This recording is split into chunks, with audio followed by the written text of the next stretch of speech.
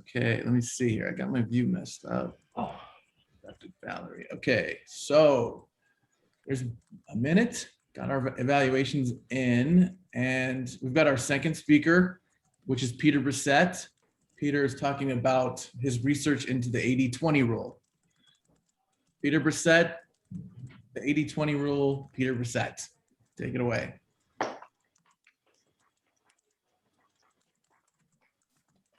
This feels weird. Hi, everybody.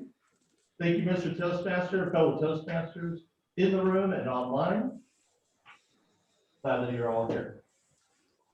The 80-20 rule asserts that the minority of the causes, the input, and the effort will lead to the majority of the results, the output, and the reward. A simple way to state this, 20% of the time you spend at work produces 80% of what you're going to achieve. But the opposite is also true, meaning 80% of your time is largely irrelevant. So the 80-20 rule shows us that there is an inbuilt imbalance between cause and result, input and output, and effort and reward. We look at this as a benchmark. 80-20 is kind of a benchmark to identify this imbalance to help us. So this was first discovered by the Italian economist Wilfred Pareto over 100 years ago. And it's been called a number of different things. It's been called the Pareto Principle, the 80-20 rule. It's been called the principle of least effort. It's also been called the principle of imbalance. And often we see it in varying percentages.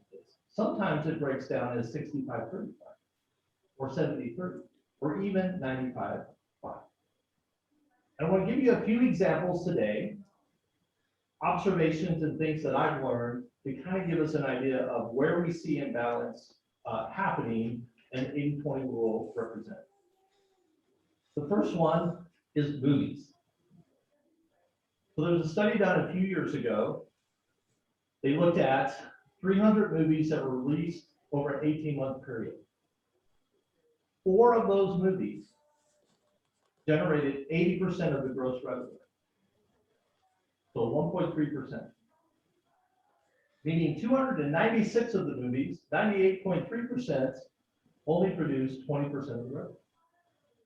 That's a huge imbalance just in that area, but that is a great representation. So it's not even 80-20, that's more like 98-2 in terms of that imbalance in that situation. So that's one example. In observational research is your 24-hour day. So think about your day. You have 24 hours. How do we spend that day? Well, we can break it up a little bit. 8 hours of sleep, roughly. I don't know anybody that gets 8 hours of sleep, but that would be awesome. 8 hours of sleep, 8 hours of work, let's say, 8 hours of everything else. Your 8 hours of sleep, non-productive. Your 8 hours of work. I looked up and did some research. There's a couple different studies out there, but typically most of the studies say of an 8-hour day, an employee is productive about 3 hours. Actually productive, getting things done, about 3 hours out of that 8-hour day. Now think about the rest of the 8 hours that you have.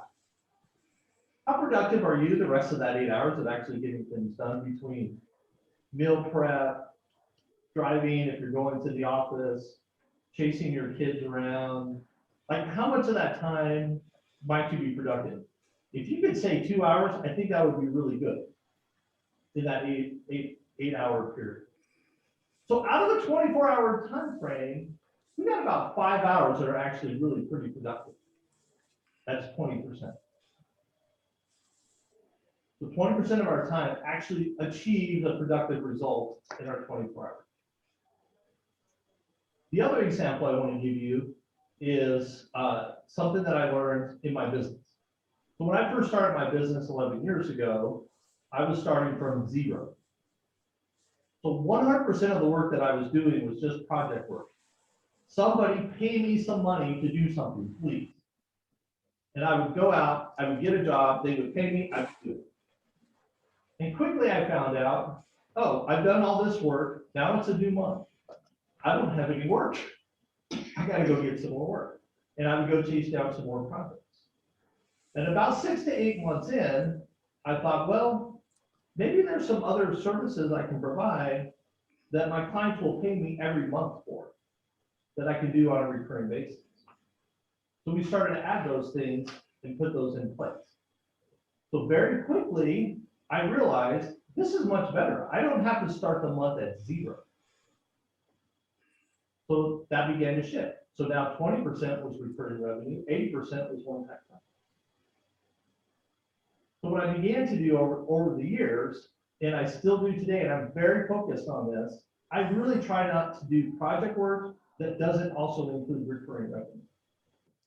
So now today, it's more like 90% recurring revenue is most of my revenue, and only 10% is project work. So I'm super dialed in and focused on doing it. So that's a great example of how the 80-20 rule can apply. So the 80-20 rule asserts that the minority of effort produces the majority of the reward.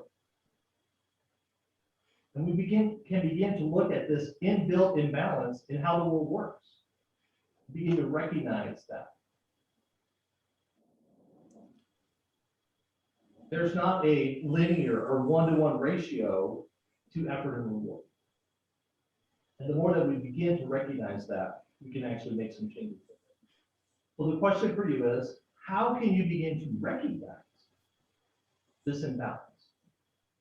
Where do you see this imbalance happening in your life? And how can you then begin to make adjustments so that effort can produce a greater reward? Because when you break it really down and you do 80-20 really, really well, the results are not a little bit better.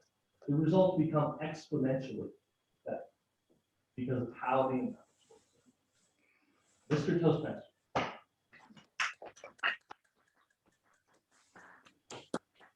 Very nice, Peter. Thank you. Good job. All right, let me put a minute on the clock to give Peter some feedback.